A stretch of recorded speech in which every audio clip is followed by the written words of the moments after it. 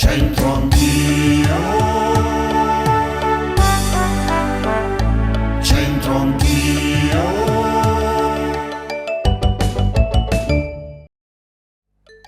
Bentrovati dalla porta d'ingresso del nostro castello, vi rilanciamo il motto popolare di oggi, che sicuramente qualcuno di voi avrà sentito dire o l'avrà anche pronunciato in più di un'occasione. Chi asen nas, asen mör. Siamo nel negozio bello, profumato, accogliente, luminoso di Ottica Renzo in via Aldomoro 32. Lo conosci tu? Ci capiti spesso qui? Sì, spesso. Eppure non porti occhiali. Sì, li porto di riposo. Come ti chiami? Daniela, Daniela, grazie per essere con noi. Come te la cavi, Daniela, col dialetto? abbastanza bene, dai. Tu sei di Brescia? Sì. Bene, allora guarda, c'è da leggere qui, Qui, prova a leggere qui, Dani, vediamo un po'. Chi asen nas, asen mur. Beh, dai, Daniela, questa, che dici? Sappiamo tradurla? Chi asino nasce, asino muore. Tu conosci qualcuno che è nato asinello e ancora sta continuando sulla bella strada dell'asinaggine? Qualcuno.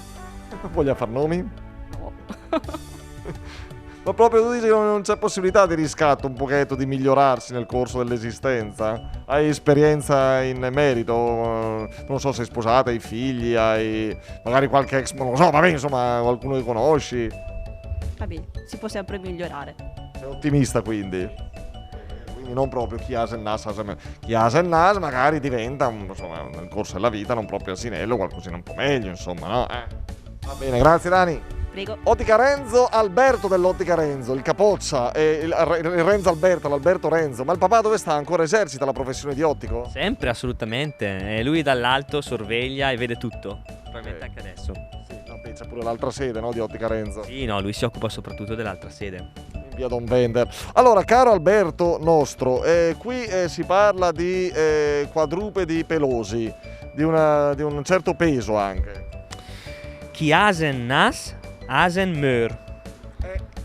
Allora, vuoi sapere? Sì, no, voglio sapere se sì, conosci asini, no?